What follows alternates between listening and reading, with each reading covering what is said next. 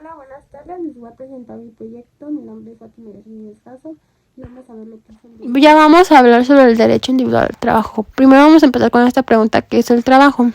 Aquí podemos ver dos versiones: el origen etimológico, que era como algo que lleva traba, y el de la Real Academia Española, que era considerado como un esfuerzo humano aplicado a la producción de riqueza.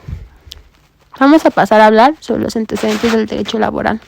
Vamos a ver cómo empezó a verse durante varias épocas lo que es actualmente un trabajo. La Roma clásica se veía como de que el esclavo nacía esclavo y tenía que hacer tales trabajos y punto. Los grandes no podían trabajar, no debían de trabajar más bien, y aquí el esclavo moría esclavo y punto. Aquí nace lo que es la palabra honorarios. Pueden leer más aquí como lo que es, y vamos a hablar los antecedentes del derecho laboral, pero ahora de la Edad Media. Aquí el trabajo era obligatorio y era considerado como un deber moral.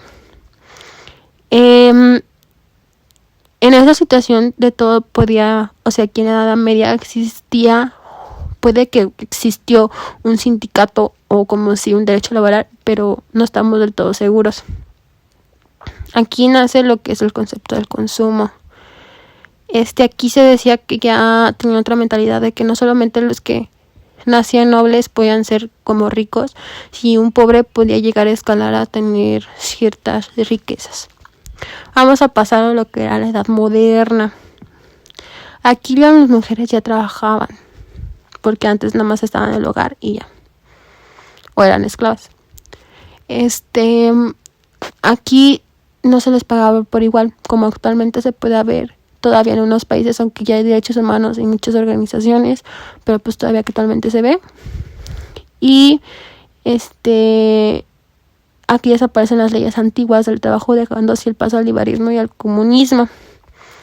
Vamos a pasar a otra diapositiva, hablando todavía de la edad moderna. Aquí vemos que en Alemania se legisló sobre las condiciones del trabajo, seguro social. En Italia se legisló el trabajo a menores. En España la creación del Instituto de las Reformas Sociales en 1903. En Estados Unidos se crearon oficinas estadísticas del trabajo. Y ya. Vamos a pasar a otra diapositiva, que son los antecedentes todavía del derecho laboral durante la Edad Media. Aquí en 1940 se crea el Manifiesto Comunista del Derecho del Trabajo, que es el antecedente oficial de lo que conocemos el derecho moderno. Y en Iberoamérica la legislación laboral comienza en el siglo XX, aunque en Brasil se dictó las disposiciones protectoras de la infancia hasta 1890. Los antecedentes del derecho laboral, todavía durante la Edad Moderna, aquí se consideraban lo que es la libertad del trabajo, que por decir se le decía que tenía dos sentidos, el sentido positivo y el negativo. El sentido positivo, que hoy se encuentra en el artículo 31, que es la facultad que tiene cada persona para dedicarse al ejercicio de cualquier actividad lícita siempre que se respeten los derechos de los demás. Y en el sentido negativo, que se refiere a que nadie puede obligarse a trabajar por su voluntad. Esto está en el artículo 5 que les voy a hablar más adelante, específicamente de la Ley Federal del Trabajo. Y vamos a hablar sobre la evolución del derecho al trabajo a partir de la Primera Guerra Mundial. Aquí se promovieron las leyes para regular entre las relaciones de patronos y obreros. Se hizo la realidad en el trabajo en el Tratado de Paz de Versalles, firmado al finalizar la Primera Guerra Mundial, donde se aprueba la Organización Mundial del Trabajo, que es la OIT. También aquí otra antecedente se dio el sufrimiento de tratados de bilaterales de condiciones de trabajo, siendo el primero celebrado entre Francia e Italia en 1904, acerca de accidentes de trabajo, trabajo de mujeres y menores, y la creación de una red de tratados bilaterales de trabajo entre principales naciones europeas. Aquí vamos a hablar sobre la creación de la OIT. Como dije, se hizo en el Tratado de Versalles al finalizar la Primera Guerra Mundial. Si quieren leer más aquí específicamente. También otra es la idea de crear una organización internacional de trabajo, es pues la protección de los obreros. porque antes pues se les veían como esclavos, no se les veían como personas, no había dignidad humana. Y aquí empieza la etapa jurídica de la internacionalidad del derecho laboral. O sea que todo el mundo tenía que tener derechos laborales. Y pues vamos a hablar aquí sobre cómo es la estructura de la OIT. Pues es conformada por 2 órganos, que es la Conferencia del Carácter Periódico, la Oficina Permanente, y esta está por el Consejo Administrativo, y está compuesta por el presidente y 3 vicepresidentes. Estas funciones, pues las funciones de la OIT, las más importantes para mí es que proporciona un cambio general de opiniones acerca de los problemas mundiales del trabajo y considerar funciones o cuestiones específicas relativas a funciones del trabajo con el objeto de llevar a conclusión de convenios internacionales. Aquí seguimos hablando sobre la OIT, de cómo se conforma, que son por 60 personas, 60 de gobierno, 20 del gobierno, 20 patrones y 20 trabajadores. Seguimos hablando de la OIT. Como ya lo dije, la OIT se hizo para la protección, la plenitud del trabajador. Ahora vamos a hablar a los antecedentes históricos del derecho o del trabajo en México. Aquí empieza desde la Revolución Mexicana. Aquí, una vez en el triunfo de la Revolución Mexicana, instalaron el Congreso Constituyente Provisional de Legislaciones, que tuvieron objetivo principal hacer una constitución que abrogara la Constitución de 1857. A partir de 1857, de ahí se logró ganar como el derecho al trabajo en la nueva Constitución, teniendo como antecedente histórico la Revolución de 1910. Aquí se ve una foto de cómo procedían para tener derecho al trabajo. También pues se divide pues también como garantía social, se divide en apartados A y B, iniciativa privada y entre más cosas. Aquí vamos a hablar sobre lo que es la dignidad humana en el trabajo. El profesor nos dejó ver una película que se llama La lista de Schindler y habla sobre aquí la dignidad humana. Aquí se trata sobre los nazis. Todos sabemos lo que pasó entre los nazis y los judíos. Aquí todos se trataban muy mal, los mataban y tenían, como por decir, retrocedimos a la época romana clásica, que era que se los veía a los trabajadores como esclavos. Se le veía como que los judíos nada más podían ser esclavos y ya. Y gracias a los judíos ganaban dinero los nazis. Y pues aquí vimos que no se respetaron muchos derechos, como el derecho a no ser esclavizado, el derecho a la dignidad humana, y entre más derechos, que ahí pueden leer. ¿Hay derechos humanos en el trabajo? Claro que sí. Es un derecho fundamental.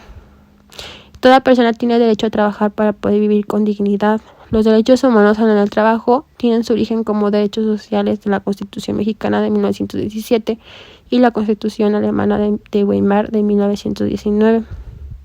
El derecho al trabajo tiene 3 elementos fundamentales, que uno es la libertad de ejercer cualquier trabajo mientras que sea lícito, que viene en el artículo 5 de la Ley Federal del Trabajo de México.